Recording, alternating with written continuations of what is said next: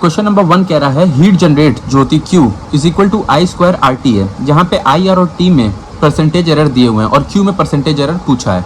ठीक, तो इसको कैसे करते हैं, Q is equal to I square R T, percentage error in Q को इस तरीके से दिखाते हैं, परसेंटेज एरर इन करंट, और जो भी ऊपर मल्टीप्लाई में है, जो भी ऊपर पावर वो आगे मल्टीप्लाई में आ जाएगी, फिर परसेंटेज एरर इन R, फिर परसेंटेज एरर इन T। ये अपने आप को दिया है 2%, ये दिया है 1%, ये दिया है 1%, और जो भी ऊपर है वो मल्टीप्लाई हो जाएगा। कितना हो गया 6%।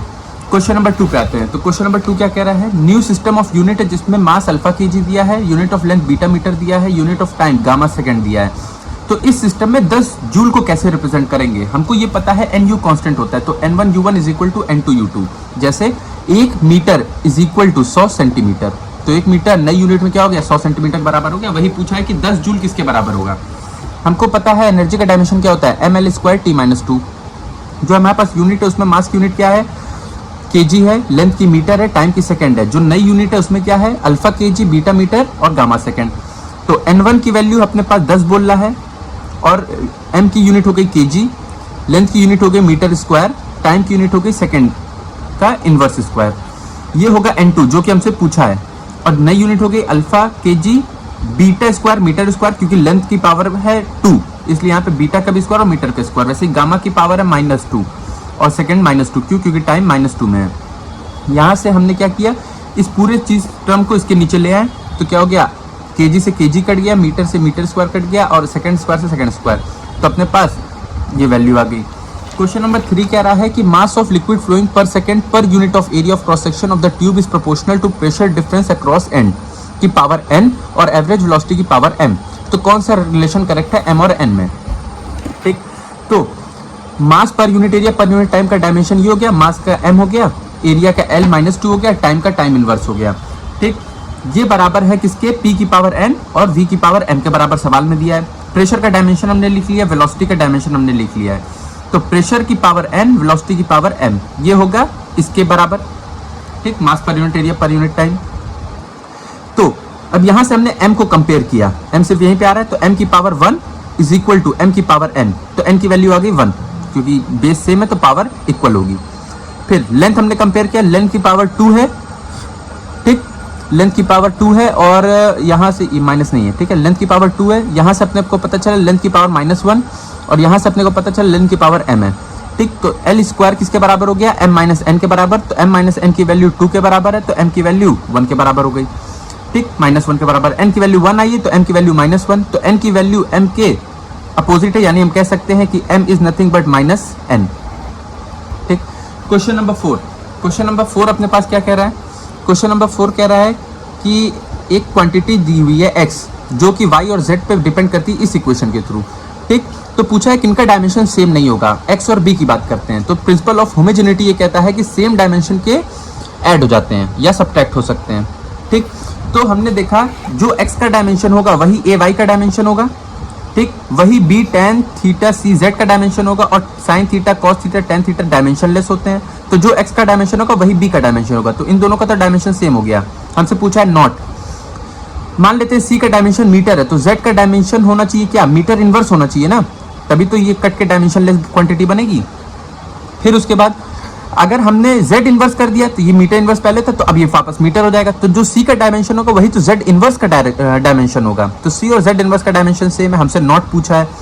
x का डायमेंशन a y के डायमेंशन के बराबर होगा। ठीक, और उसी x का डायमेंशन b के डायमेंशन के बराबर होगा। ठीक है, तो हम यहाँ से क्या कह सकते हैं, और तीसरी चीज इसका डायमेंशन इसके बराबर होगा, तो a y का डायमेंशन जो होगा वही b का डायमेंशन होगा, तो y का डायमेंशन b बाई a होगा।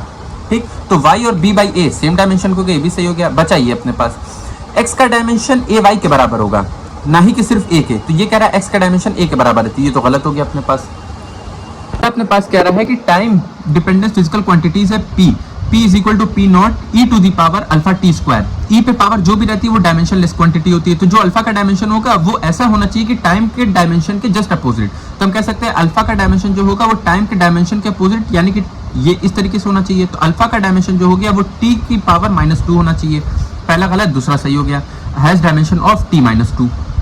ठीक, क्वेश्चन नंबर 6 कह रहा है force, acceleration and time are taken as fundamental quantities. तो डायमेंशन ऑफ लेंथ बताना है, तो जो लेंथ का डायमेंशन होगा ठीक, उसको हमको फोर्स, एक्सेलरेशन और टाइम के रिस्पेक्ट में लिखना है। ठीक है, तो हमने क्या देखा, हमने देखा ये a into T, acceleration into time, यही तो वेलोसिटी का डायमेंशन होता है, और वेलोसिटी इंटू टाइम यही तो लेंथ होता है। हमको वेलोसिटी नहीं चाहिए, ठीक, तो वेलोसिटी की जगह क्या लिख सकते हैं, a इंटू टी और एक टी, ये तो a टी स्क्वायर ही तो लेंथ का डायमेंशन हो गया। ठीक, ऑप्शन नंबर डी सही हो गया। क्वेश्चन नंबर 7 कह रहा है कि वर्नियर स्केल में n डिवीजन ऑफ वर्नियर कंसाइड करता है n-1 division of main scale. ठीक है, मेन स्केल में एक डिवीजन यानी MSD दिया है 1 mm, लीस्ट काउंट पूछा है सेंटीमीटर में, पहले हम mm में निकाल लेते हैं फिर सेंटीमीटर में चेंज कर लेंगे। तो n VSD is equal to n-1 MSD, तो 1 VSD बराबर हो गया n-1 by n MSD। Least count क्या होता है, लीस्ट काउंट होता है 1 MSD माइनस 1 VSD, ये होता है अपने पास लीस्ट काउंट। ठीक, तो यहाँ पे अपने को क्या दिया है, least count 1 MSD minus 1 VSD, 1 MSD को एज इट इज रखा, 1 VSD की वैल्यू यहाँ से उठा के रख दी, तो यहाँ से सॉल्व किया 1 MSD आ गया, 1 बाई n MSD। हमको ये पता है MSD किस में है, सेंटीमीटर में है, तो ये क्या आया 1 बाई n सेंटीमीटर में आया है। ठीक, इसको ये मिलीमीटर में आया, सॉरी। ठीक है, हमको इसको सेंटीमीटर में चेंज करना है, तो डिवाइड बाई 10 कर देंगे, तो 1 बाई 10 ये आ गया अपने पास सेंटीमीटर में। क्वेश्चन नंबर 9, क्वेश्चन नंबर 9 अपने पास क्या कह रहा है, क्वेश्चन नंबर पहले 8 देख लेते हैं। क्वेश्चन नंबर 8 यहाँ पे कह रहा है the method of dimension analysis can not validate the exact relationship between physical quantities. ठीक, क्या मतलब हुआ इसका कि एग्जैक्ट रिलेशनशिप बिटवीन दो क्वांटिटीज हम नहीं बता सकते सिर्फ डायमेंशन एनालिसिस से। क्यों नहीं बता सकते, तो इसलिए नहीं बता सकते, मान लेते हैं पावर का डायमेंशन क्या होता है, वर्क डन अपॉन टाइम, तो डायमेंशनली तो ml² t-2 अपॉन एक टी नीचे, ये पावर का डायमेंशन सही है, लेकिन टॉर्क का भी डायमेंशन, वर्क का डायमेंशन सेम होता है, तो डायमेंशनली तो ये भी करेक्ट है, डायमेंशनली ये भी करेक्ट है, लेकिन ये फॉर्मूला गलत होता है कि नहीं, ये फॉर्मूला अपने पास गलत है, तो ये फॉर्मूला सही है। तो डायमेंशन एनालिसिस से सिर्फ हम नहीं बता सकते फॉर्मूला सही है कि गलत है। ठीक, और क्यों नहीं बता सकते, क्योंकि डायमेंशन एनालिसिस क्या नहीं डिस्टिंग्विश करती है between physical quantities having same dimension, तो असर्शन भी सही है, रीजन भी सही है और करेक्ट एक्सप्लेनेशन भी है। क्वेश्चन नंबर 9 कह रहा है सिग्निफिकेंट फिगर्स बताने हैं। ठीक, तो पहला ये है, इधर के सारे जीरोस नॉन सिग्निफिकेंट होंगे, तो सिग्निफिकेंट फिगर कितने हो गए 1 2 3 एंड 4। इसमें कितने हो गए, जितने भी ट्रेलिंग जीरोस होते हैं डेसिमल के बाद वो सारे सिग्निफिकेंट होते हैं, तो 1 2 3 4 5, इसमें 5 सिग्निफिकेंट फिगर हो गए। इसमें कितना है 1 2 3, 3 सिग्निफिकेंट फिगर्स हैं। इसमें 2 सिग्निफिकेंट फिगर के बीच में कोई भी फिगर आ रहा है, चाहे 0 हो चाहे कोई भी XYZ कुछ हो, वो सब सिग्निफिकेंट में काउंट होते हैं। तो 1 2 3 4 5 6, इसमें कितने 6 सिग्निफिकेंट फिगर्स हैं। ठीक, क्वेश्चन नंबर 10 अपने पास क्या कह रहा है, क्वेश्चन नंबर 10 कह रहा है एक पार्टिकल स्टार्ट करता है ओरिजिन से at t is equal to 0 और मूव करता है पॉजिटिव x एक्सिस में, ये ग्राफ है। ठीक, पूछा है position of particle at time t is equal to 5 second, तो t is equal to 5 second कुछ यहाँ पे आ रहा है, तो ये पूरा एरिया अपने को निकालना है। ठीक, तो इसके निकालने के लिए क्या करना होगा, पहले ये एरिया निकालना होगा, half into base into height, फिर इस स्क्वायर का एरिया निकालना होगा, फिर इस रेक्टेंगल का एरिया निकालना होगा, यही तो करना होगा। तो वही यहाँ पे किया, half into base into height, triangle का आ गया एरिया, फिर उसके बाद ये हो गया स्क्वायर का एरिया, ये हो गया रेक्टेंगल का एरिया, ये आ गया अपने पास डिस्प्लेसमेंट। क्यों आ गया डिस्प्लेसमेंट, क्योंकि वेलोसिटी और टाइम का एरिया अंडर कर्व डिस्प्लेसमेंट देता है। ये हो गया डिस्प्लेसमेंट, क्या होता है final position minus initial position, initial position 0 है सवाल में बोल रहा है, तो फाइनल ही पोजीशन क्या हो जाएगा डिस्प्लेसमेंट के बराबर, तो आंसर कितना हो जाएगा 9 मीटर। ठीक, इसी तरीके से अपने पास क्वेश्चन नंबर 11 है, एक ये क्या कह रहा है, स्टोन को फेंका vertically upward with the when the particle is at half the maximum height, जितने जाने चाहिए थी उसकी आधी पहुंची है, तो उस आधे पॉइंट पे वेलोसिटी 10 मीटर पर सेकंड है, तो कितनी मैक्सिमम हाइट अटेन करेगा, टोटल हाइट पूछ रहा है। तो ये हमने मान लिया यहाँ से यहाँ तक है, यहाँ से फेंका हमने यहाँ तक जाना था, यहाँ पे वेलोसिटी 10 बोल दी है। अब मान लेते हैं ये h है तो ये भी h होगा, सवाल में बोल रहा है हाफ हाइट है। ठीक, तो a से b तक हम इक्वेशन ऑफ मोशन लगाते हैं, third equation of motion v square equal to u square minus 2as, यहाँ पे आके रेस्ट पे हो जाएगी, तो ये वेलोसिटी अपने पास 0 हो गई, तो u square equal to 2gs। ठीक, वैल्यू रखी, s की वैल्यू आ गई 5, तो ये आ गया अपने पास 5, टोटल हाइट कितनी हो जाएगी, ये 5 है तो ये भी 5 हो जाएगी, तो टोटल हाइट आ गई अपने पास 10। क्वेश्चन अपने पास क्या कह रहा है, position of particle as a function of time is given by x is equal to at plus bt square minus ct cube, जहाँ पे a b और c क्या है कांस्टेंट है। पूछा क्या है, बोल रहा है कि पार्टिकल अटेन 0 एक्सेलरेशन, जब पार्टिकल का एक्सेलरेशन 0 हो जाएगा तब बता दो उसकी वेलोसिटी क्या होगी। ठीक है, तो ये हमने लिखा, इसको डिफरेंशिएट किया वेलोसिटी आ गई, फिर इसको डिफरेंशिएट किया अपने पास एक्सेलरेशन आ गया, ये आ गया एक्सेलरेशन, ये बोल रहा है 0, तो देख लेते किस टाइम पे 0 हो रहा है, तो टाइम की वैल्यू निकाल ली। ठीक, कैसे निकाल ली, ये टर्म इस तरफ आ गया और 2b upon 6c, 2b upon 6c, 2 से 6 कटा कितना आ गया b/3c, तो इस टाइम पे एक्सेलरेशन क्या हो रहा है 0 हो रहा है। अब ये वैल्यू हमने वेलोसिटी वाली इक्वेशन में डाली t की जगह, तो देखे क्या आता है, तो b a प्लस b और t की जगह ये वैल्यू डाली, ठीक, फिर उसके बाद अपने अपने क्या डाला, ये वैल्यू डाला। तो यहाँ से हमने सॉल्व किया, अपने पास वैल्यू क्या आ गई, a plus B square by 3c। ठीक, फिर हम बात करते हैं क्वेश्चन नंबर अपने पास क्या है, क्वेश्चन नंबर 13। ठीक, तो क्वेश्चन नंबर 13 क्या कह रहा है, कह रहा है कि वीटी ग्राफ है दो पार्टिकल का। ठीक, कह रहा है कौन सा सही है, रिलेटिव वेलोसिटी के बारे में बताना है। दोनों की वेलोसिटी बढ़ रही है ना, मान लो एक इस तरफ जा रहा है इस तरीके से और दूसरा भी इस तरफ जा रहा है। ठीक, अगर मान लो 3 से जा रहा है, ये भी 3 से जा रहा है, तो रिलेटिव वेलोसिटी क्या है, 0 है। अगर ये 4 से जा रहा है, ये 3 से जा रहा है, तो रिलेटिव वेलोसिटी 1 है। अगर ये बढ़ता चला जा रहा है और ये भी बढ़ता चला जा रहा है और अलग अलग दर से बढ़ रहा है, कैसे पता है, क्योंकि स्लोप अलग अलग है। ठीक, तो अलग अलग रेट से बढ़ रहा है, यानी अलग अलग एक्सेलरेशन है, तो इनके बीच की वेलोसिटी भी बढ़ती रहेगी। तो क्या हुआ अपने पास, कंटिन्यूसली डिक्रीज नहीं, जीरो नहीं, नॉन जीरो बट कांस्टेंट नहीं, कांस्टेंट नहीं है, क्यों, क्योंकि अलग अलग एक्सेलरेशन है ना दोनों का। तो यानी कि कंटिन्यूसली क्या करेगी, इंक्रीज करेगी दोनों के बीच की वेलोसिटी। क्वेश्चन नंबर 14 अपने पास कह रहा है पार्टिकल ओरिजिन से शुरू हो रहा है और रेस्ट से शुरू हो रहा है और कांस्टेंट एक्सेलरेशन है। ठीक, तो एटी ग्राफ, वीटी ग्राफ और एक्सटी ग्राफ हमको बताना है। ठीक, तो एक्सेलरेशन कांस्टेंट है, टाइम के साथ चेंज नहीं हो रहा है। ठीक है, तो एक्सेलरेशन में जो आएगा वाई एक्सिस पे बनेगा, वाई एक्सिस को एक जगह से काटेगा और एक्स एक्सिस के पैरेलल आ जाएगा। फिर कह रहा है कि रेस्ट से शुरू हो रहा है, वीटी ग्राफ बताओ। तो v is equal to U plus AT होता है, u अपने पास 0 है, सवाल में बोला है, तो v is equal to at, यानी y is directly proportional to x, straight line passing from origin. फिर सेकंड एस टी ग्राफ की बात करें, second equation of motion use करेंगे, s t s is equal to you t plus half G T square, u t अपने पास 0 बोला, s is equal to half G T square. तो ये क्या है, y is directly proportional to x square, come power की तरफ मुंह खुल जाएगी, यानी y एक्सिस की तरफ पैराबोला का मुंह खुल जाएगा। अब क्वेश्चन नंबर क्या बोल रहा है, 15 अपने पास, एक बस है, मूव करती है, एक्सेलरेशन है 2 मीटर पर सेकंड स्क्वायर का। ठीक, और एक साइकिलिस्ट है 96 मीटर पीछे। ठीक है, स्टार्ट करता है simultaneously toward the bus at 20 metre पर सेकंड। तो किस टाइम के बाद वो बस को ओवरटेक करेगा। ठीक, तो ये बस है अपने पास, ठीक, और ये साइकिल है, 96 दूरी है, इसके पास एक्सेलरेशन है, इसके पास कांस्टेंट वेलोसिटी है। ठीक, तो हमने क्या किया, इसको भी इस तरफ 2 मीटर पर सेकंड का एक्सेलरेशन दे दिया, तो इसको भी हमने दे दिया, तो ये तो रेस्ट पे आ गया और ये रिटार्डिंग मोशन करने लगा विद इनिशियल वेलोसिटी ये। ठीक, तो अब इन दोनों के बीच की दूरी है ये, तो s is equal to you T minus half G T square, क्योंकि एक्सेलरेशन अपोजिट डायरेक्शन में है। तो यहाँ से हमारे पास क्वाड्रेटिक बचेगा, क्वाड्रेटिक को सॉल्व करेंगे, दो वैल्यू आएगी, t इज इक्वल टू 4 और t इज इक्वल टू 8। जो कम वाली वैल्यू है वो क्या बता रही है कि ये इसको कब पकड़ेगा। ठीक, और दूसरी वाली क्या वैल्यू है, ये पकड़ के आगे निकल जाएगा, फिर ये धीमे धीमे अपनी वेलोसिटी तो बढ़ाता रहेगा ना, क्योंकि इसके पास एक्सेलरेशन है, तो धीमे धीमे बढ़ाता रहेगा। एक टाइम के बाद ये वापस से फिर साइकिल को ओवरटेक कर लेगा। तो ये t इज इक्वल टू 4 क्या बता रहा है कि ये कब इसको पकड़ेगा, ये और पकड़ के आगे निकल जाएगा।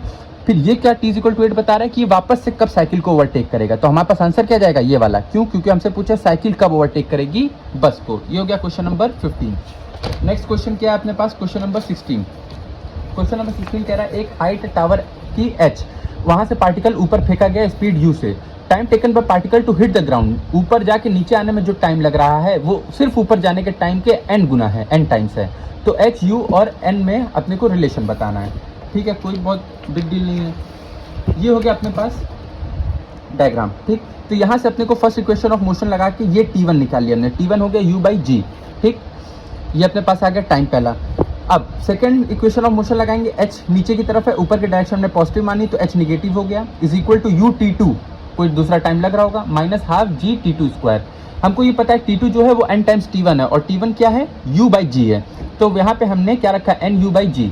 ठीक, ये हमने रखा और इसको हमने सॉल्व किया। ठीक, अब इसको सॉल्व किया तो हमारे पास g हमने इधर भेज दिया, तो minus H G is equal to N U, इस ये 2u है ना, तो एन यू स्क्वायर माइनस ये, तो एन यू हमने कॉमन ले लिया। ठीक, और एलसीएम लिया हमने, तो ये अपने पास वैल्यू आई। ठीक, अब यहाँ से 2 भी इधर भेज दिया और माइनस साइन जब हमने नेक्स्ट स्टेप में इधर भेजा तो हमारे पास ये बन के आ गया। कुछ नहीं था, बस सिंपल मैथमेटिक्स थी और इधर उधर करना था।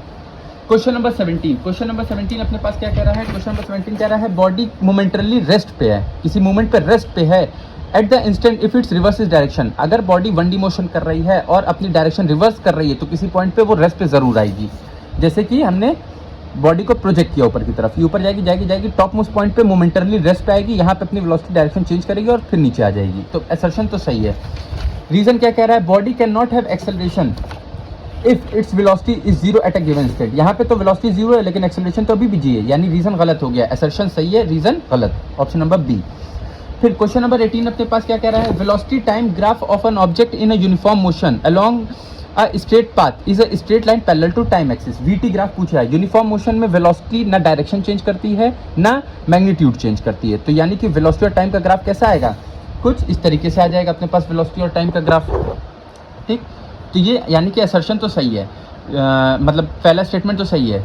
स्टेटमेंट 2 क्या कह रहा है, इन यूनिफॉर्म मोशन, स्टेटमेंट 2 क्या कह रहा है, in uniform motion of an object velocity increase as square of time elapsed. ठीक, जितना टाइम बीत रहा है उसके स्क्वायर पे डिपेंड करती है यूनिफॉर्म मोशन में।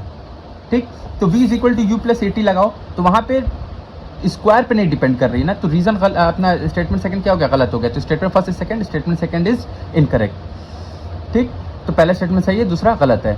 फिर क्वेश्चन नंबर 19, क्वेश्चन नंबर 19 अपने पास क्या कह रहा है, फ्री फॉलिंग बॉडी का वेट जो होता है इफेक्टिवली जीरो हो जाता है, तो सही बात है, जीरो हो जाता है, वेटलेसनेस आ जाती है। कह रहा है acceleration due to gravity on a body acting having free fall is zero. Acceleration gravity तो नहीं जीरो होगा ना, जी तो जी रहेगा ही, चाहे बॉडी फ्री फॉल कर रही हो या जो भी कर रही हो, एक्सेलरेशन तो उस पर जी लगेगा ना, ये तो गलत हो गया, ये सही हो गया, तो असर्शन सही है, रीजन गलत हो गया। क्वेश्चन नंबर 20, क्वेश्चन नंबर 20 क्या कह रहा है, stopping distance is inversely proportional to square of initial velocity. Incorrect पूछा है अपने से।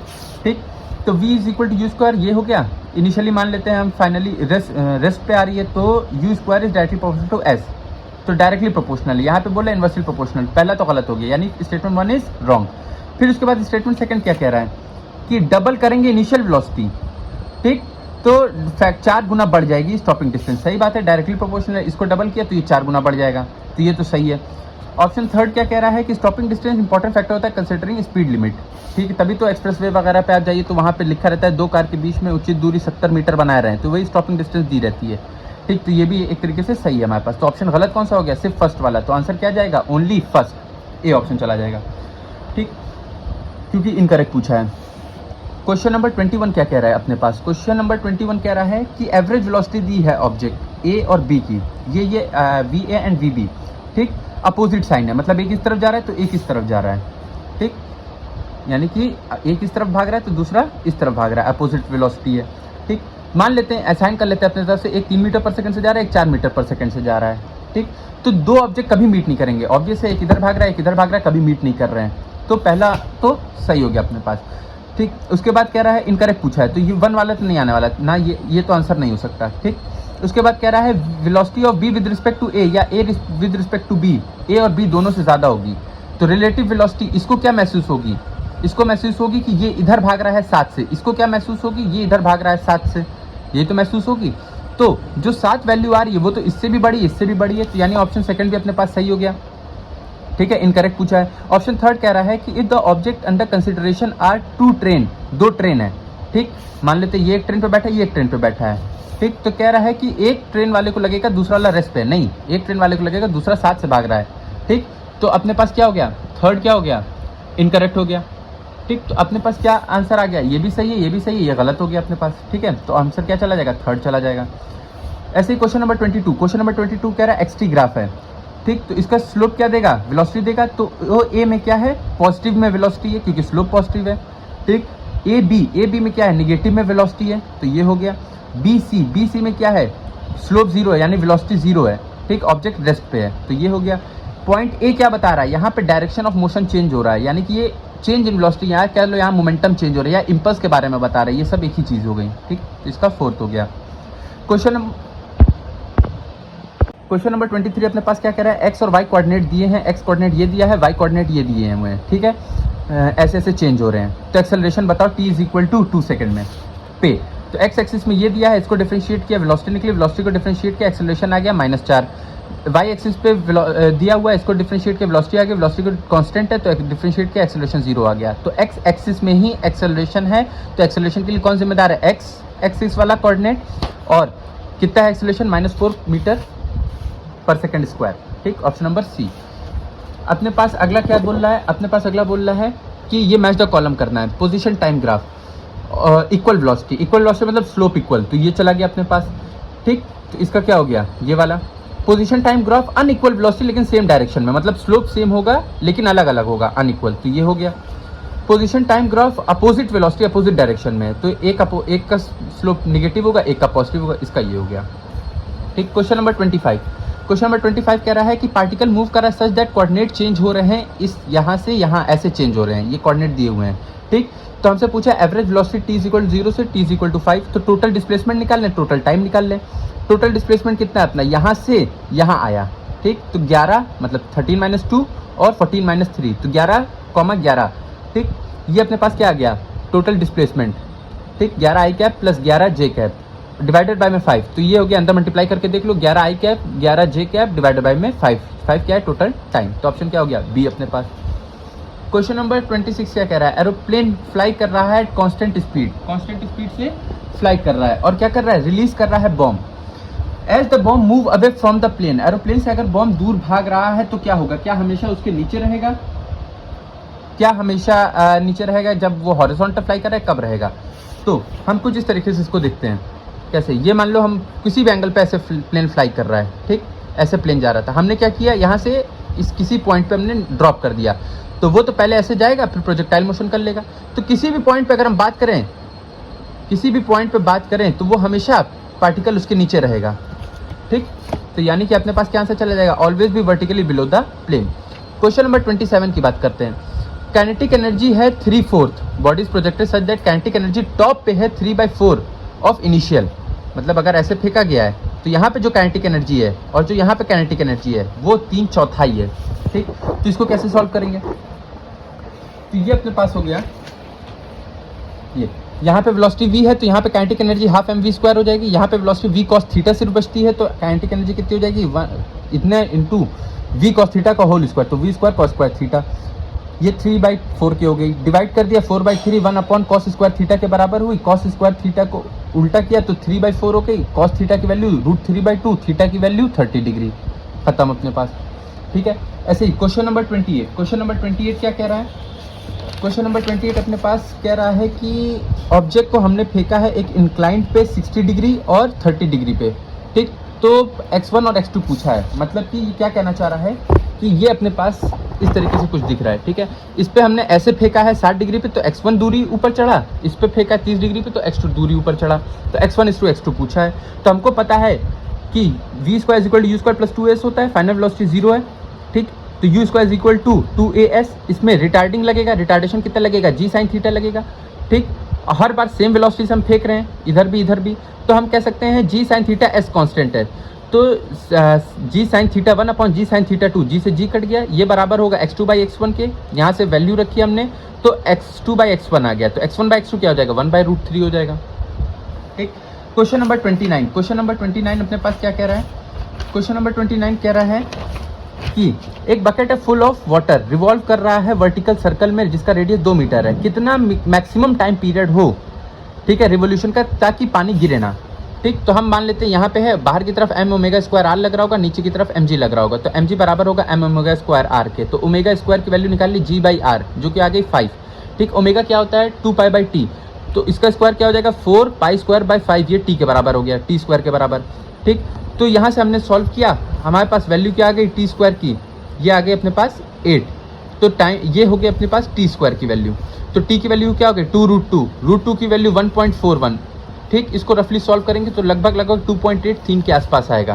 कह रहा है एक प्रोजेक्टाइल को फायर किया है सरफेस ऑफ अर्थ पे, वेलोसिटी ये है, एंगल ये है।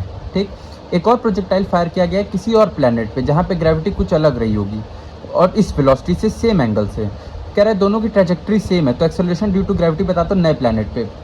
ठीक, ट्रैजेक्टरी सेम है यानी h max सेम होगा, रेंज सेम होगा, तो किसी भी एक चीज़ को इक्वेट कर दिया हमने, यहाँ पे रेंज को इक्वेट कर दिया है। रेंज का फॉर्मूला ये होता है, थीटा से थीटा कट गया मतलब sin 2 theta sin 2 theta cut गया क्योंकि सेम है, u1² g = u2² g, u1 कितना दिया है 25, g ले लिया 9.8, ये अपने को दिया है 9 मतलब 3 का स्क्वायर 9, और g2 अपने पास x मान लिया, g2 निकालना है, क्रॉस मल्टीप्लाई करके g2 हमने निकाल लिया।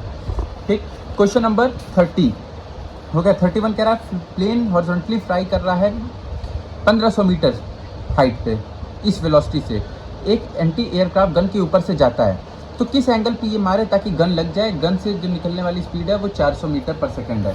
ठीक है, तो हम मान रहे हैं ये इस तरीके से भाग रहा है, अगर जब इसी के ऊपर आए, ये एंटी क्राफ्ट गन है, इसी के ऊपर आए तब मारा, तो एंटी क्राफ्ट गन से निकल के ऊपर जाने में कुछ टाइम लगेगा, तब तक ये आगे खिसक जाएगा, तो कुछ ऐसे मारना होगा। इस एंगल पे मारे कि इसका जो ये कंपोनेंट है हॉरिजॉन्टल कंपोनेंट और इसका हॉरिजॉन्टल कंपोनेंट सेम रहे, तो इसका हॉरिजॉन्टल कंपोनेंट कितना है, ले देखिए हॉरिजॉन्टल कंपोनेंट इसके बाद 200 है ही, इसका हॉरिजॉन्टल कंपोनेंट कितना है 400 cos थीटा, तो 400 cos theta is equal to 200, तो थीटा की वैल्यू आ गई 60। तो ये हॉरिजॉन्टल से इतना मारे 60 डिग्री पे या वर्टिकल से 30 डिग्री पे, अपने को हॉरिजॉन्टल से बोला है तो क्या आंसर चला जाएगा 60।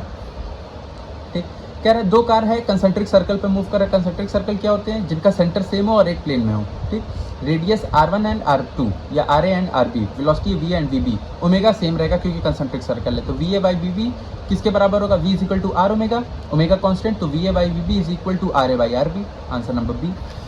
33 क्या कह रहा है, पार्टिकल की स्पीड 3rd सेकंड और 8 सेकंड में इतना और इतना है, एवरेज एक्सेलरेशन बता दो इन दोनों के बीच। इन दोनों के बीच में देख लो वेलोसिटी में चेंज कितना हुआ है, तो 20 माइनस 0 0, यानी कितने का चेंज हुआ 20 का। टाइम कितना लगा है यहाँ से यहाँ तक, 3rd और 8th यानी कि 5 सेकंड लगा, तो 5 4 20, आंसर क्या आ गया बी। ठीक, इनिशियल वेलोसिटी पूछ लेता तब क्या करते हैं, तो पहली इक्वेशन बनाया, दूसरी इक्वेशन बनाया, एक दूसरे को, इसको 8 से मल्टीप्लाई किया, इसको 3 से मल्टीप्लाई किया, यहाँ से सॉल्व करके यू निकाल लिया 32 मीटर पर सेकंड। ठीक, क्वेश्चन नंबर 34 अपने पास क्या कह रहा है, ये अपने पास प्रोजेक्टाइल की इक्वेशन दी हुई है, एंगल ऑफ प्रोजेक्शन बोला है, जो एक्स के साथ लगा रहता है वो tan थीटा होता है, तो tan थीटा किसके बराबर है, √3 के बराबर, खत्म। कह रहा है H max of projectile is 25% for maximum range. ठीक, क्या सर्शन सही है ऑलवेज, तो h by R tan theta by 4 होता है, r मैक्स करना है तो थीटा 45 डिग्री होनी चाहिए, यहाँ पे 45 रखो, tan 1 हो जाएगा, h बाई आर किसके बराबर होगा 1/4, और 1/4 ही क्या होता है 25%, 1/4 को ही तो 25% बोलते हैं, तो ये हो गया अपने पास। ठीक, क्वेश्चन नंबर 35 के बाद क्वेश्चन नंबर 36 है अपने पास। क्वेश्चन नंबर 36 कह रहा है sum of maximum height for angle alpha and 90 minus alpha, ये ठीक is independent of angle of projection, बिल्कुल सही बात है।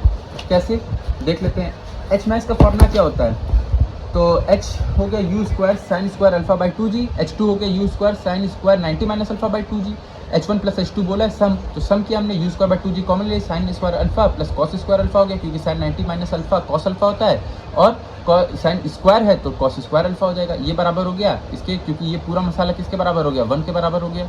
ठीक, तो ये आ गया, तो ये क्या किसी पे थीटा पे डिपेंड कर रहा है, नहीं कर रहा है, तो असर्शन सही हो गया। और जब भी दो एंगल का सम 90 आता है तो हम कहते हैं रेंज सेम है, तो असर्शन भी सही, रीजन भी सही, लेकिन करेक्ट एक्सप्लेनेशन नहीं है। क्वेश्चन नंबर 37 कह रहा है कि x ऐसे चेंज हो रहा है, y ऐसे चेंज हो रहा है, तो अभी हम लोगों ने ये सवाल किया था।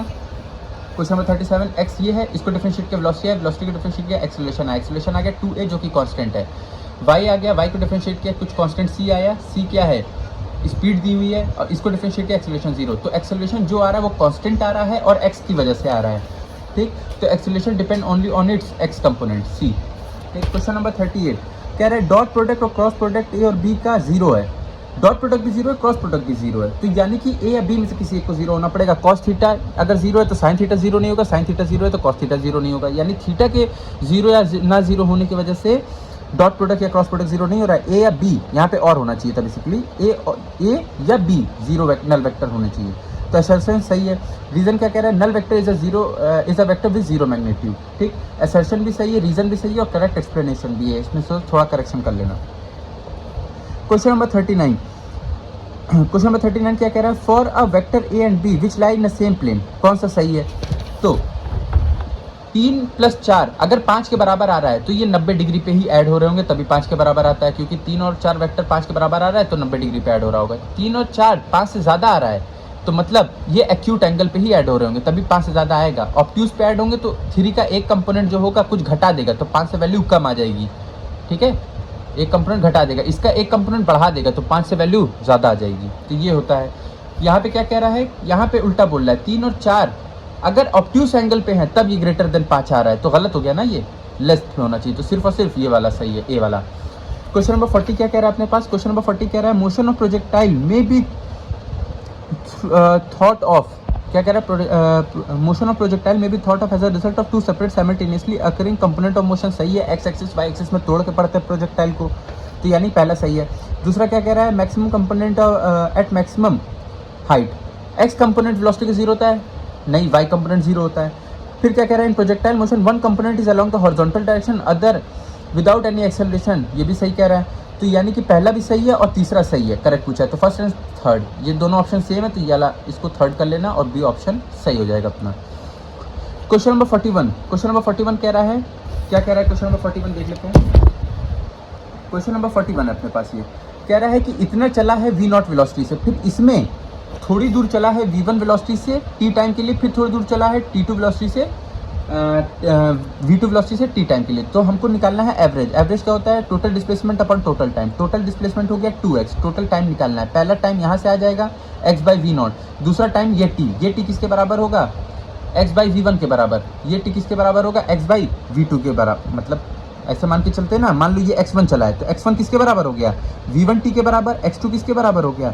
v2 t के बराबर। दोनों को ऐड कर दिया तो x1 प्लस x2 x के बराबर हो गया। ये किसके बराबर हो गया? t bracket v1 plus v2।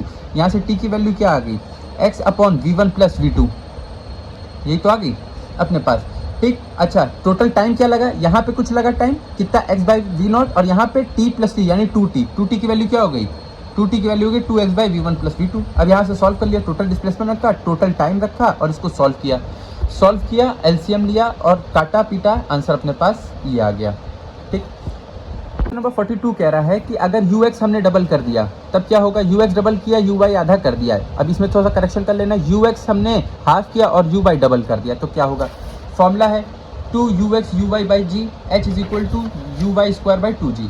तो अगर हम ux को चेंज कर रहे हैं, ux को डबल कर रहे हैं, uy सेम रख रहे हैं तो क्या होगा अपने पास? अगर ux को हम डबल कर रहे हैं और uy सेम रख रहे हैं तो रेंज डबल हो जाएगी। ux हम डबल कर रहे हैं, uy आधा कर रहे हैं, रेंज पे कोई फर्क नहीं पड़ेगा। ठीक, और h में अगर ux को चेंज कर रहे हैं तो x में कोई फर्क नहीं पड़ेगा। uy में चेंज कर रहे हैं, अगर uy डबल कर रहे हैं तो h में x 4 गुना हो जाएगा। इस हिसाब से हम ऑप्शन सेट कर लेंगे। Question number 42।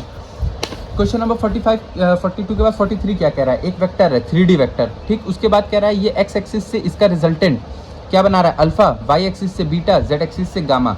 तो अल्फा बीटा गामा में क्या रिलेशन होगा? मान लेते हैं हमारे पास ये है। ठीक, एक ये 3D वेक्टर है।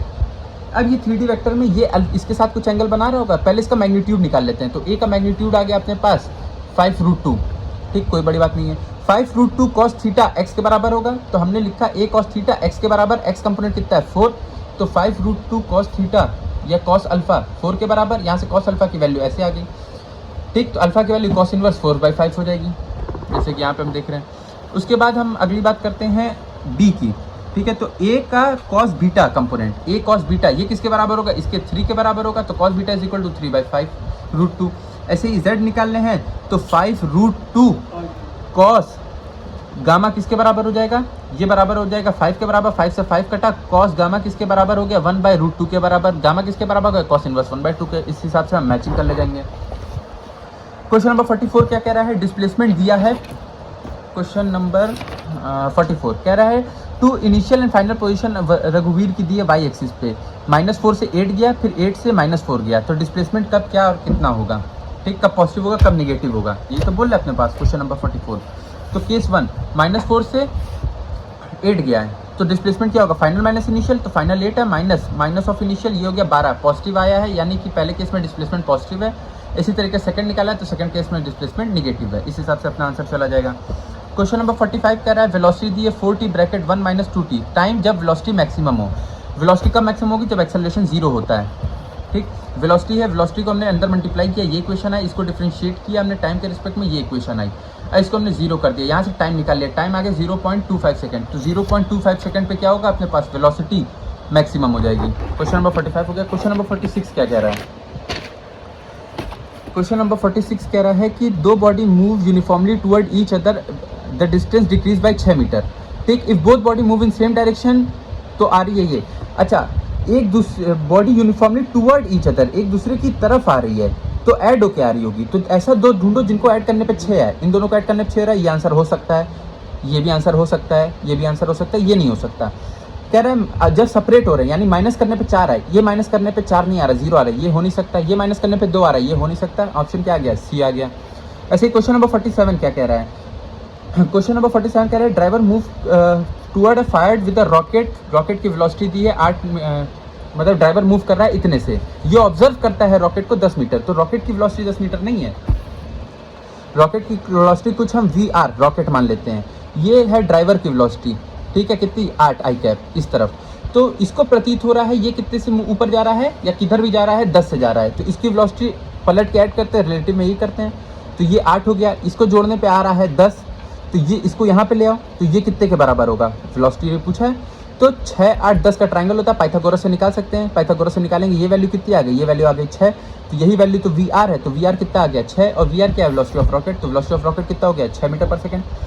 कह रहा है इनिशियल वेलोसिटी है पार्टिकल की u और एक्सेलरेशन है ft, ठीक, तो कौन सा रिलेशन वैलिड है, प्रिंसिपल ऑफ होमोजेनिटी लगा लो, डायमेंशन एनालिसिस कर लो, ft है, इसको फिर टाइम से मल्टीप्लाई करोगे तब वेलोसिटी होगा, वेलोसिटी में वेलोसिटी ऐड होगी, यहाँ पे f स्क्वायर है, ये हो नहीं सकता, ft है स्क्वायर है, ft स्क्वायर को v u में ऐड कर सकते हैं, तभी डायमेंशन सेम है, यानी बी आंसर चला जाएगा, ठीक, डायमेंशन एनालिसिस सीधे कर सकते हैं, ठीक है। फिर उसके बाद अच्छा एक्सेलरेशन है तो फाइनल और इनिशियल वेलोसिटी बराबर नहीं हो सकती, ठीक है, और ये डायमेंशनली इनकरेक्ट है। क्वेश्चन नंबर 49 कह रहा है कि डायमेंशन एनालिसिस पे भी सवाल है, ए बी और सी का डायमेंशन पूछा है, जो सी का डायमेंशन होगा वही टी का डायमेंशन होगा, क्योंकि सेम डायमेंशन वाले ऐड होते हैं, तो सी का डायमेंशन टाइम का डायमेंशन ये हो गया अपने पास, ये हो नहीं सकता, ये हो नहीं सकता, ये हो नहीं सकता, आगे आंसर। इसी तरीके से जो टी, ये इधर जो डायमेंशन है और इधर जो डायमेंशन है उसको करने पे वी आना चाहिए, ठीक, और ए टी का डायमेंशन वी के डायमेंशन के बराबर होना चाहिए, यही तो है अपने पास। तो यहाँ पे अपने पास क्या बना, ए टी का डायमेंशन वी के बराबर, ए का डायमेंशन वी बाई टी, और वी का डायमेंशन होता है L T minus one, T एक और चला गया, ए का डायमेंशन आ गया, टी का डायमेंशन हमने निकाला है अभी, टी का डायमेंशन सी के डायमेंशन के बराबर हो गया, फिर उसके बराबर उसके बाद हमने ये निकाल लिया, ठीक, बी का डायमेंशन, इस तरीके से इसको करना है। क्वेश्चन नंबर 50 क्या कह रहा है अपने पास, क्वेश्चन नंबर 50 सीधे सीधे तुमसे इक्वेशन ऑफ ट्रेजेक्ट्री पूछा है। हमको पता है इक्वेशन ऑफ ट्रेजेक्ट्री क्या होता है, X tan theta 1 minus X tan theta minus half G X square U square cos square theta. ये हमने फेंका है कहीं आके यहाँ पे लड़ रहा है वाई दूरी पे, और ये डी डिस्टेंस दूर है, तो एक्स की वैल्यू क्या हो गई, डी हो गई, तो एक्स की जगह डी रख देंगे, ठीक, थीटा है तो टेन थीटा की जगह tan theta, initial velocity you not है तो यहाँ पे यू नॉट रख देंगे या वी नॉट रख देंगे, ये अपने पास आ गया सीधा इक्वेशन ऑफ। क्वेश्चन नंबर 51 अपने पास केमिस्ट्री का पहला क्वेश्चन है, क्या कह रहा है कि empirical formula and molecular formula compound का दिया है, ठीक है, इंपेरिकल फार्मूला दिया और मॉलिक्यूलर वेट दिया है, ठीक, तो मॉलिक्यूलर फार्मूला पूछा है। अपने पास एक हम रेशियो डिफाइन करते हैं एन क्या होता है, molecular weight upon empirical weight, CHO का एम्पेरिकल वेट हमने निकाल लिया 30 आया, ठीक, कार्बन का हाइड्रोजन का ऑक्सीजन का 30 आया, मॉलिक्यूलर वेट दिया, एन की वैल्यू 6 आ गई, ठीक। अब ये 6 को अगर एम्पेरिकल वेट से मल्टीप्लाई कर दे तो हमारे पास मॉलिक्यूलर फार्मूला आ जाता है, ठीक। तो इसी तरीके से हमने यहाँ पे एम्पेरिकल फार्मूला CH2O इसको 6 से मल्टीप्लाई किया, अपने पास मॉलिक्यूलर वेट आ गया। अगला क्वेश्चन कह रहा है कि 1 mole of any substance contain इतने एटम या मॉलिक्यूल होते हैं, ठीक है, हमको मालूम था। Number of molecule of H2SO4 present in इतने ml ऑफ इतने मोलर H2SO4। वॉल्यूम को अगर ml में अगर वॉल्यूम दिया है, इसको लीटर में कन्वर्ट करना है, डिवाइड बाई 1000 कर दें और इससे मल्टीप्लाई कर दें, तो अपने पास मोल्स आ गए, H2SO4 के मोल्स आ गए, ठीक, बस मल्टीप्लाई करना है, ठीक, तो मोल्स आ गया, मोल्स को फिर हम Na से मल्टीप्लाई कर दें तो अपने पास पार्टिकल आ जाएंगे, ठीक। इसी तरीके से हमने क्या किया, यहाँ पे मोल्स लिया, volume in litre into molarity multiply किया, फिर मोल्स आया, मोल्स को मल्टीप्लाई किया, अपने पास मॉलिक्यूल्स आ गए, ठीक।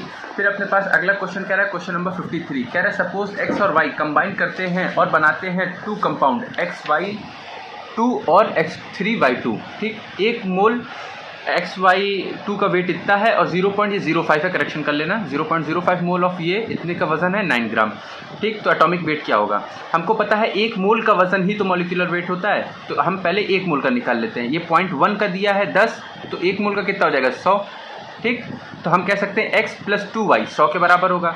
ऐसे ही 0.05 का हमको दिया है इतना, तो हम पहले 1 मोल का निकाल लेते हैं, ठीक, 1 मोल का वेट निकाल लेते हैं दोनों का, तो वही हमने किया। यहाँ पे हमने 1 मोल XY2 का वेट कितना है अपने पास, डिवाइड किया, वेट हमारे पास आ गया, ठीक। ऐसे ही X3Y2 का किया, हमारे पास X3Y2 का मॉलिक्यूलर वेट आ गया, ठीक। यही बराबर होगा किसके, यही बराबर होगा 1 मोल ऑफ XY2 के वेट के बराबर, और यही मोल होगा इसके बराबर, ठीक। X3Y2 है ना, तो 3x + 2y के बराबर। यहाँ से अपने पास 2 इक्वेशन आ गई, ठीक, x + 2y 100 के बराबर, 3x + 2y, इसको हम साइमल्टेनियसली सॉल्व करेंगे और x और y की वैल्यू निकल जाएगी। क्वेश्चन नंबर 54 अपने पास क्या कह रहा है, किसमें सबसे ज़्यादा मैक्सिमम मॉलिक्यूल होंगे, ठीक, number of water of molecule maximum किसमें होंगे, जिसमें सबसे ज़्यादा मोल हो, तो इसमें कितने मोल है 0.1 मोल, इसमें 1 मोल, इसमें 18 मोल, सबसे ज़्यादा मोल इसी में है, तो सी आंसर चला जाएगा। क्वेश्चन नंबर 55 क्या कह रहा है, गैसेस मिक्सचर है, H2 का और O2 का रेशियो दिया हुआ है अपने पास, मोलर रेशियो बताना है गैस का, तो मोल का रेशियो बताना है। मोल का रेशियो क्या होता है, वेट का रेशियो इंटू मॉलिक्यूलर वेट के इन्वर्स का रेशियो, क्यों, क्योंकि मोल होता है वेट अपॉन मॉलिक्यूलर वेट, ठीक। तो वेट वेट हो गया, मोल का रेशियो हो गया N1/N2, ये हो गया W1/W2 इंटू इंटू क्या हो जाएगा मॉलिक्यूलर वेट W2/W1, हमको सब चीज़ें दी हुई हैं। ये दिया है 1/4, ये दिया है ये दिया अपने पास 3/32/2, यहाँ से रेशियो आ गया 4:1। क्वेश्चन नंबर 56, क्वेश्चन नंबर 56 क्या कह रहा है अपने पास? क्वेश्चन नंबर 56 कह रहा है कि 10% हाइड्रोजन है, ठीक, 75 किलो का आदमी, उसमें 10% हाइड्रोजन है। अगर सारे हाइड्रोजन को हम ड्यूटेरियम से बदल दें 2H से, तो जितने हाइड्रोजन का वजन होगा, हाइड्रोजन का वजन कितना होगा 10% इसका, तो 7.5 किलो। तो 7.5 किलो हाइड्रोजन है। अब 7.5 किलो हाइड्रोजन डबल हो गई है, तो यानी 7.5 कितना हो गया 15 किलो हाइड्रोजन हो गई टोटल अपने पास, ठीक। तो पूछ रहा है कितना गेन हुआ है, तो फाइनल 15, इनिशियल 7.5, तो कितने का गेन हुआ 7.5 का गेन हुआ, आंसर नंबर डी। ऐसे ही क्वेश्चन नंबर 57 है। 57 क्या कह रहा है? 500 ml 5 मोलर सोल्यूशन है, डाइल्यूट किया गया है 1500 ml में, तो मोलैरिटी क्या होगी? तो मोल कांस्टेंट है, वॉल्यूम हम चेंज कर रहे हैं, तो M1V1 is equal to M2V2, क्योंकि मोलैरिटी क्या होती है अपने पास? मोलैरिटी होती है, ये मोल कांस्टेंट है, मोलैरिटी होती है क्या? Mole upon volume in litre, ये अपने पास कांस्टेंट है, तो MV कांस्टेंट हो गया, तो M1V1 is equal to M2V2, यहाँ से हमने सॉल्व किया, M की वैल्यू निकाल ली 1.66। अगला क्वेश्चन क्या है अपने पास? क्वेश्चन नंबर 57 के बाद क्वेश्चन नंबर 58 पे आते हैं। क्वेश्चन नंबर 58, क्वेश्चन नंबर 58 क्या कह रहा है? क्वेश्चन नंबर 58 बोल रहा है कि एवोगाड्रो हमने कांस्टेंट चेंज कर दिया, हम मान लिए कि इतने मोल होंगे, तो इससे क्या बदलेगा भाई? एक दर्जन में कितने 12 अंडे, ठीक। एक अंडे का वजन अगर 2 ग्राम है, तो 12 अंडे का वजन कितना हो गया 24 ग्राम। अब हम एक दर्जन की जगह हम 6 मान लें, और एक अंडे का 2 है, तो कितना आएगा 12 आएगा। तो एक दर्जन का मास चेंज हो रहा है ना, इसी तरीके से एक मोल की हम वैल्यू चेंज कर रहे हैं, तो एक मोल कार्बन का मास चेंज हो जाएगा। फिर मास परसेंट की बात किया है अपने पास CO2। मास परसेंट क्या होता है? जिसका निकालना है, जैसे इसमें कार्बन का निकालना है, तो कार्बन का mass upon total carbon dioxide का मास, कार्बन का मास 12 होता है, कार्बन डाइऑक्साइड का मास इंटू 100, इसको सॉल्व करेंगे 27.27 आ जाएगा। अगला कह रहा है what will be the molarity of the solution which contain इतने ग्राम ऑफ NaCl पर 500 ml, ठीक। तो मोल कितना हो गया? मोल हो गया अपने पास दिस डिवाइडेड बाय NaCl का फार्मूला वेट या मॉलिक्यूलर वेट, तो NaCl का मॉलिक्यूलर वेट होता है 58.5, सॉल्व किया 0.1 आया। ये कितने में 500 ml में है, तो 1 लीटर में कितने होंगे? इसी का डबल, और वही मोलैरिटी होती है, तो इसका डबल कितना हो जाएगा 0.2 हो जाएगा, ऑप्शन नंबर सी। 61 कह रहा है number of atom present in 1 mole of an element is equal to Avogadro number which of the following contain greatest amount. सबसे ज़्यादा किसमें होगा? जिसमें सबसे ज़्यादा मोल। हीलियम का वेट कितना होता है 4, तो इसमें 1 मोल हो गया, इसमें तो पॉइंट में मोल आएगा, इसमें हो गया 2 मोल, इसमें सबसे ज़्यादा मोल हो जा रहे हैं, क्योंकि हीलियम के वजन 4 होता है, तो वेट सबसे ज़्यादा किसमें हो जाएगा 12 डिवाइडेड बाई 4, सबसे ज़्यादा मोल इसमें आ जाएगा।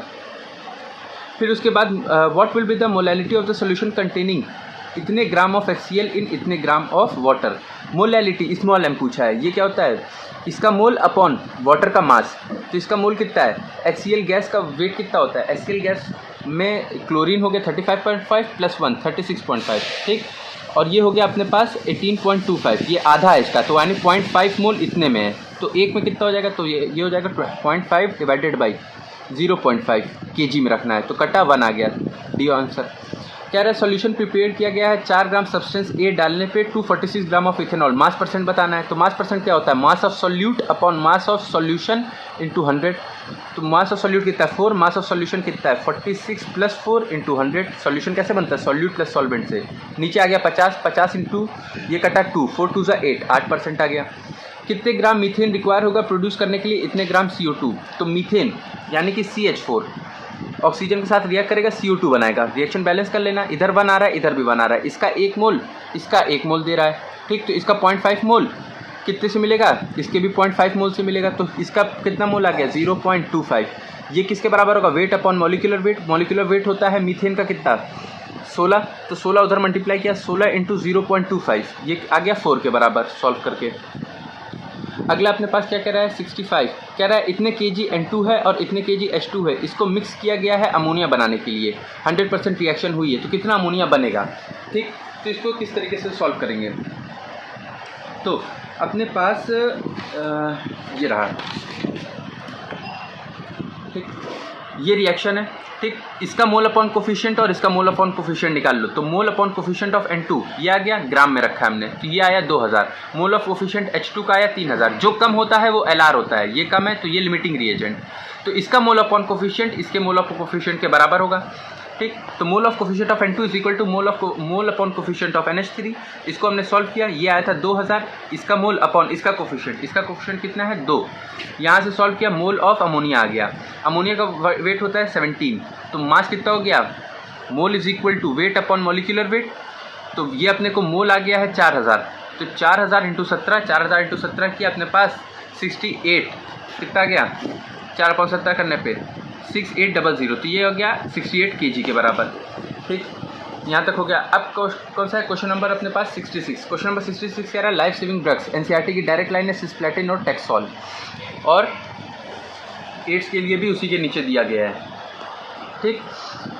उसके बाद कह रहा है mass of 1 mole of substance in kilogram is called molar mass. गलत बात है, इन ग्राम बोलते हैं, ठीक है। 1 mole of substance is always contain the same number of entities no matter what the substance में बी। तो 1 मोल जैसे 1 दर्जन मतलब 12 क्या है, 12 अंडे भी हो सकते हैं, 12 केले भी हो सकते हैं, कुछ भी हो सकता है। तो एंटिटीज से मतलब नहीं, बस ये है कि नंबर ऑफ एंटिटीज सेम होनी चाहिए, अब चाहे वो केले हों चाहे अंडे। क्वेश्चन नंबर 68 क्या कह रहा है, क्वेश्चन नंबर 68 कह रहा है सॉल्यूशन अपने पास H2SO4 का, उसमें 98% by mass contain 98% by mass specific gravity density वगैरह दी हुई है, मोलैरिटी पूछा है, ठीक। इसका सीधा फार्मूला होता है, क्या फार्मूला होता है, परसेंट वेट बाई वेट को डेंसिटी से मल्टीप्लाई करो, फिर 10 से मल्टीप्लाई करके डिवाइड बाई मॉलिक्यूलर वेट। तो ये 98 दिया है, डेंसिटी दी है, 10 से मल्टीप्लाई किया है, मॉलिक्यूलर वेट होता है 98 H2SO4 का, 98 से 98 कटा, ये हो गया 70.1, ठीक।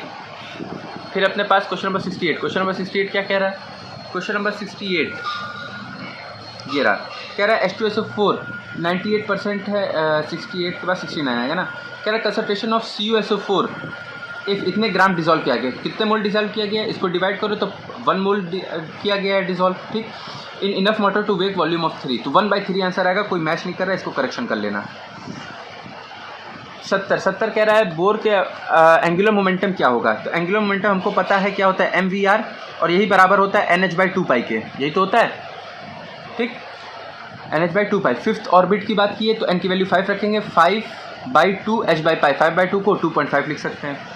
फिर कहता है लॉ ऑफ मल्टीपल प्रोपोर्शन कौन कर रहा है, ये दोनों तो अलग ही कंपाउंड है, एक सिंपल रेशियो में डिफाइन करता है। तो ये 1 के साथ 2 कर रहा है, ये 1 के साथ 4 कर रहा है, तो 1:2 और 1:4 ये होल नंबर में कंबाइन कर रहा है, ये आंसर हो जाएगा अपना।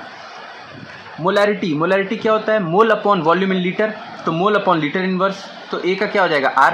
मोल फ्रैक्शन की कोई ना डायमेंशन होता है ना यूनिट होती, क्यों, क्योंकि ऊपर भी मोल नीचे भी मोल, तो कर दिया जाता है, तो कोई डायमेंशन नहीं आता, तो ये यूनिटलेस हो जाएगा अपना।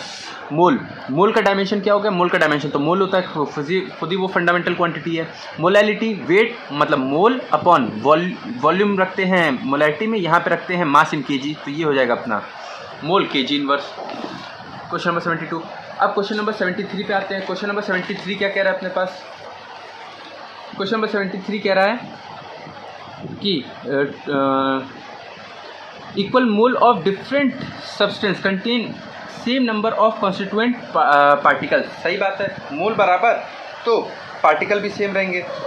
फिर उसके बाद कह रहा है कि इक्वल वेट, यहाँ पे क्या कह रहा है, इक्वल वेट अपने पास क्या कह रहा है, कह रहा है कि इक्वल मोल ऑफ, ठीक, different substance contain same number of constituent particle. एक मोल अगर हम कोई भी कंपाउंड ले उसमें Na पार्टिकल ही होंगे, ये नहीं डिपेंड कर रहा है कि हम आर्गन ले रहे हैं, क्रिप्टॉन ले रहे हैं, क्या ले रहे हैं, कुछ भी ले उसमें 1 मोल पार्टिकल ही होगा। Equal weight of different substance contain same, नहीं इक्वल वेट नहीं। अगर हम मान लो क्या लेते हैं, मोल का फॉर्मूला क्या होता है, वेट अपॉन मॉलिक्यूलर वेट, ठीक। तो अगर इक्वल वेट ले रहे हैं तो मोल ज़रूरी नहीं है सेम है, क्यों, क्योंकि मॉलिक्यूलर फॉर्मूला अलग अलग हो सकता है, ठीक। इसी तरह क्वेश्चन नंबर 74 अपने पास।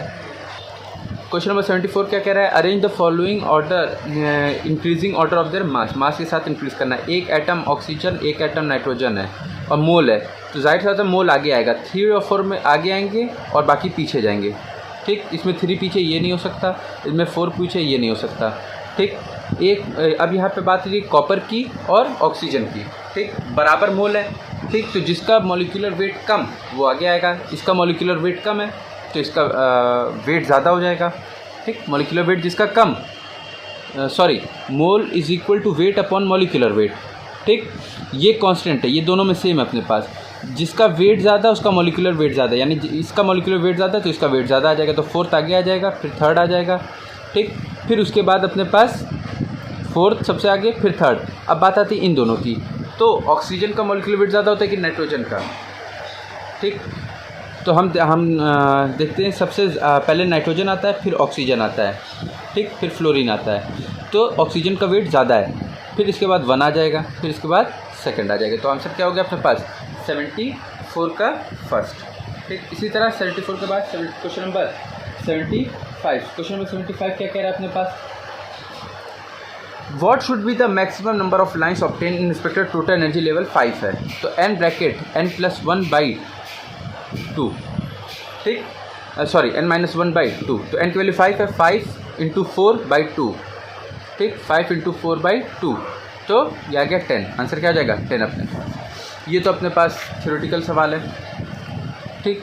क्वेश्चन नंबर 77, 2 इलेक्ट्रॉन अगर सेम ऑर्बिट में हैं, ठीक, सेम ऑर्बिटल में हैं, ठीक, तो इनमें क्या फ़र्क होंगे, इनके स्पिन नंबर सेम होंगे ना, फ़र्क करेंगे, बाकी 3 चीज़ें तो सेम हो गई, n, l, m तीनों सेम हो जाएंगे, आखिरी वाला स्पिन क्वांटम नंबर वेरी कर जाएगा। क्वेश्चन नंबर 78 क्या कह रहा है कि which of the following statement does not form the Bohr's. Bohr's को करेक्ट किया था हाइजेनबर्ग ने, ठीक। तो पोजीशन ऑफ वेलोसिटी इलेक्ट्रॉन की साइमल्टेनियसली नहीं पता की जाती है, तो हाइजेनबर्ग अनसर्टेनिटी प्रिंसिपल है, ये बोहर में करेक्शन किया गया था, बोहर्स लॉ नहीं था, ठीक। तो ये चला गया अपने पास। ये कह रहा है question number 79, de Broglie wavelength of a tennis ball, mass दिया है, वेलोसिटी दी है, लैम्डा पूछा है, तो lambda is equal to h/mv, सीधे फार्मूला लगाएंगे, ठीक। तो lambda is equal to h/mv, h दिया है, मास दिया है, वेलोसिटी दी है, वेलोसिटी को मास को अपना उसमें चेंज कर लेंगे ऐसा यूनिट में, आंसर कितना आ जाएगा 10⁻33। फिर कह रहा है कि सेकंड एक्साइटेड स्टेट की बात की है, सेकंड एक्साइटेड स्टेट मतलब n इक्वल टू थर्ड की बात की है, ठीक। उसमें एनर्जी पूछा है, तो एनर्जी का फॉर्मूला होता है -13.6 z²/n², ठीक। z की वैल्यू हो जाएगी 1, n² हो जाएगा 3 के स्क्वायर यानी 9, 13/6/9 ये हो जाता है 13.6/9, 1.51 इलेक्ट्रॉन वोल्ट, ठीक। क्वेश्चन नंबर 81, क्वेश्चन नंबर 81 क्या कह रहा है, 4f ऑर्बिटल के लिए क्या क्या सही है। तो n की वैल्यू 4 हो गई, तो ये तो हो नहीं सकता, ठीक। L क्या होता है, L होता है n 0 से n-1 होता है, L की वैल्यू वेरी कर सकती है। अगर ऑर्बिटल बोल दिया है तो L की वैल्यू फिक्स हो गई, S P D F 0 1 2 3, F की वैल्यू 3 हो गई, ठीक। तो L की वैल्यू 3 इसमें है, ये नहीं, तो ये नहीं हो सकता, ये 2 बचे। M की वैल्यू क्या हो सकती है, 3 है तो -3 से +3 तक कोई भी वैल्यू ले सकता है, ठीक। यहाँ पे तो 4 है तो ये वैल्यू ले नहीं सकते, +1 है, ये आंसर चला जाएगा। क्वेश्चन नंबर 82 क्या कह रहा है अपने पास, रिलेशन टू हाइड्रोजन एटम, यानी सिंगल इलेक्ट्रॉन स्पीशीज़ है, जिसका n ज़्यादा उसकी एनर्जी ज़्यादा, ठीक। यहाँ पे 3s 3p 3d तीनों हैं, तो तीनों का n सेम तो energy same, all have same energy. Charge to mass ratio maximum किसका होगा, जिसका मास मिनिमम होगा। इलेक्ट्रॉन का मास 2000 गुना कम होता है प्रोटॉन के मास से, सबसे कम यही होगा, तो ये आंसर चला जाएगा, ठीक। क्वेश्चन नंबर 83 के बाद अब बात करते हैं क्वेश्चन नंबर 84 की। हाइजेनबर्ग अनसर्टेनिटी प्रिंसिपल में मोमेंटम और पोजीशन में अनसर्टेनिटी बराबर है, तो वेलोसिटी पूछा है अपने पास, ठीक है। कोई बहुत रॉकेट साइंस नहीं है। यहाँ पे delta x into delta P ये इसके बराबर होता है या इससे ज़्यादा होता है, ठीक। तो डेल्टा एक्स डेल्टा पी के बराबर है, तो हम delta p square is equal to h/4π लिख सकते हैं, ठीक। डेल्टा पी की जगह क्या लिख सकते हैं, mass into velocity, delta p किसके बराबर हो गया, mass into velocity, under root में आ जाएगा, delta p square is equal to h/4π है, तो डेल्टा पी किसके बराबर होगा, √h/4π, ठीक। और यही बराबर होगा डेल्टा पी के, और डेल्टा पी क्या है, मास डेल्टा वी निकालना है, तो इसको हमने नीचे भेज दिया, 4 को बाहर ले आया, 2 आ गया आंसर, ठीक। क्वेश्चन नंबर 85, क्वेश्चन नंबर 85 क्या कह रहा है अपने पास, filling of electron into orbital of different atom takes place according to, ठीक। हाइजेनबर्ग अनसर्टेनिटी प्रिंसिपल फिलिंग में तो काम नहीं आता है, तो ABC हो जाएंगे अपने पास। कह रहा है कि इनकरेक्ट बताओ, canal ray depend upon the nature of gas, सही बात है। Cathode ray start from anode to, नहीं, cathode ray start from cathode, यही इनकरेक्ट हो गया। अगले पे आ जाओ, कितने स्टैंडिंग वेव पॉसिबल हैं 8th ऑर्बिट में, तो n लैम्डा होता है, जहाँ पे n क्या होता है, नंबर ऑफ ऑर्बिट, तो 8 है, तो कितने स्टैंडिंग वेव पॉसिबल हैं 8। जैसे अगर n इक्वल टू 3 की बात करें, तो इसमें इस तरीके से होगा कि 3 वेव हटे, देखो 1 वेव, 2 वेव और ये 3 वेव, ठीक। तो ये कौन सी ऑर्बिट हो गई, तीसरी ऑर्बिट हो गई। ऐसे ये 8वीं ऑर्बिट की बात कर रहा है। 3D के लिए एंगुलर मोमेंटम क्या होगा, ठीक, 3D के लिए तो angular momentum 3D, question number 88। तो एंगुलर मोमेंटम का फॉर्मूला क्या होता है, L ब्रैकेट L+1 h/2 पाई, ठीक, इसी को h बार भी बोलते हैं। L की वैल्यू D के लिए 2 होती है, तो 2 ब्रैकेट 2+1 h/2 पाई, इसको h बार भी बोलते हैं, ठीक। और ये वैल्यू आ गई 2 × 2+1 3 3 2 6, तो √6 h/2 पाई, अंडर इसको h बार भी लिख सकते हैं। ऑप्शन में थोड़ा बहुत करेक्शन होगा, कर लेना, ये सब h बार हैं, ठीक, h सिर्फ h नहीं लिखा है। क्वेश्चन नंबर 89, क्वेश्चन नंबर 89 क्या कह रहा है, statement about quantum mechanical model, quantum mechanical model की बात की है। An atomic orbital is the wave function of an electron for an atom. The energy of an electron is quantized. Exact position and exact velocity of electron of an atom cannot be determined simultaneously. ठीक, अच्छा, question number 89, इसमें हमको पूछा क्या है, हमसे correct पूछा है कि इनकरेक्ट पूछा है, करेक्ट स्टेटमेंट पूछा है ना। तो इसमें से कौन कौन सा अपने पास करेक्ट हो जाएगा। तो पहले की बात करते हैं, एटॉमिक ऑर्बिटल क्या होता है, wave function of an electron in an atom, सही बात है। साई ही हर चीज़ की जन्म कुंडली होती है। साई को सॉल्व करेंगे तो हमारे पास, साई को अगर हम सॉल्व करेंगे तो हम, ये साई क्या है अपने पास, वेव फंक्शन है ना, इसको सॉल्व करेंगे तो हमारे पास 3 रिजल्ट आते हैं, N L M, ठीक।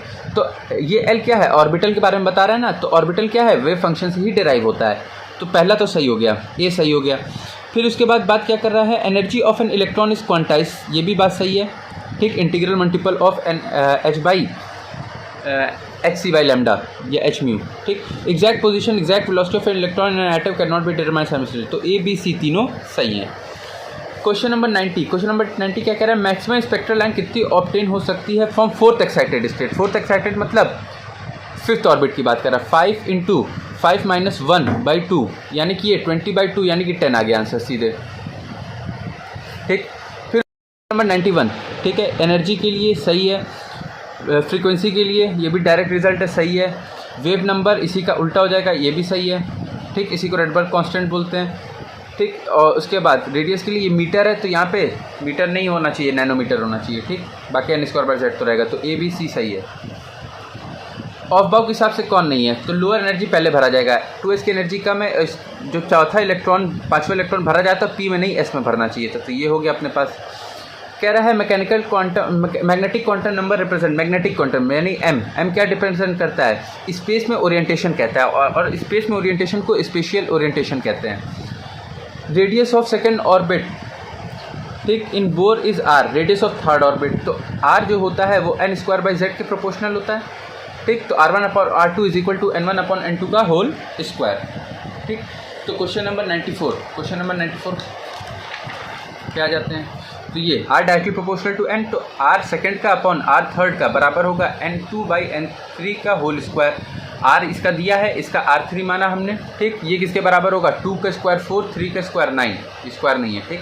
तो यहाँ से क्या गया, 9/4 को 2.25 बोलते हैं, 2.25 R आ गई वैल्यू।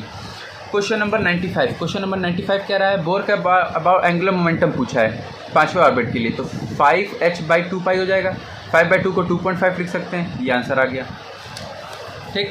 फिर उसके बाद क्वेश्चन नंबर 96 की बात करते हैं। क्वेश्चन नंबर 96 क्या कह रहा है अपने पास, most negative value of correspond to most stable orbit, सही बात है। सबसे स्टेबल ऑर्बिट n = 1 होती है, उसकी एनर्जी सबसे ज़्यादा निगेटिव में होती है, तो बात तो सही हो गई। Electron that is at infinity पे होता है, उसके लिए 0 होती है पोटेंशियल एनर्जी, हम डेटम लेवल इन्फिनिटी पे ही मानते हैं, वहाँ पे 0 पोटेंशियल एनर्जी मानते हैं, बाकी हर जगह नेगेटिव होती है। तो दोनों स्टेटमेंट क्या है, सही है। Radial note, angular note 4p में बताना है, तो रेडियल नोट क्या होता है, n - l - 1, और एंगुलर नोट L होता है, किसके लिए बताना है हमको, 4p के लिए बताना है, ठीक है। Question number 97, question number 97, radial note ये हो गया p के लिए, ठीक। तो p की बात हो रही है, तो S P D F 0 1 2 3, p की वैल्यू 1 हो गई, तो L की वैल्यू, p के लिए L की वैल्यू 1 आ गई, तो L एंगुलर नोड होता है, तो ये तो आ गया 1, ठीक। n कितना है 4 - 1 - 1, तो ये आ गया 2, तो आंसर क्या हो जाएगा 2,1, ठीक। क्वेश्चन नंबर 98, क्वेश्चन नंबर 98 क्या कह रहा है अपने पास, shape of atomic orbital depend on which quantum number, shape किस पे डिपेंड करता है, ठीक। हम कहते हैं ना डबल डम्बल है, फिर d ऑर्बिटल को, फिर उसके बाद हम क्या कहते हैं, स्फेरिकल शेप है एस, ये सब हम बात करते हैं ना। तो ये कौन सा क्वांटम नंबर डिफाइन करता है? तो पहले बात करते हैं एन। एन क्या बताता है? एनर्जी के बारे में बताता है, साइज़ के बारे में बताता है। एन के बाद आता है एल। एल बताता है कि शेप कैसा है, ठीक। एल की वैल्यू अगर 0 है तो हम कहते हैं स्फेरिकल शेप है। एल की वैल्यू 1 है तो हम कहते हैं पी ऑर्बिटल है, सिंगल डंबल बनेगा, ठीक। तो एल बताएगा अपने किसके बारे में? एटॉमिक ऑर्बिटल के बारे में। एल के बाद आता है एम। एम क्या बताता है? स्पेशल ओरिएंटेशन के बताता है। ये क्या बताता है? स्पिन बताती है, magnetic counter number. Radial node बताना है किसमें? 3p में। 3p में रेडियल नोड, तो n - l - 1 s p d f। p के लिए वैल्यू क्या हो गई? 0 1। l की वैल्यू 1 हो गई, तो n कितना है? 3, l कितना है? 1, ये 1 कितना आ गया अपने पास? वैल्यू 1 आ गई, ठीक। कह रहा है हाउ कितना टाइम लगेगा डिस्ट्रीब्यूट करने में एक Avogadro number of wheat if her second हमारे पास 10 की पावर 20 डिस्ट्रीब्यूट किया जा रहा है, ठीक। सिंपल यूनिटरी मेथड है ना। तो हमको क्या करना होगा? डिवाइड करना होगा। हम मान लेते हैं टाइम t लगा अपने पास, कितना लगा? टाइम t सेकेंड, तो पर सेकेंड इतना इतना इंटू t टाइम में हमको इतना पूरा खर्चा करना है। तो t की वैल्यू आ गई इतना, यानी 6000 सेकेंड। 6000 सेकेंड मतलब कितना हो गया? डिवाइड बाई 60, यानी कि 0 से 0 कटा, ये आ गया 100, यानी कि 100 मिनट। 100 मिनट को और क्या कह सकते हैं? डिवाइड बाई 60, ये आ गया 1.67, इतने आवर्स लग जाएंगे।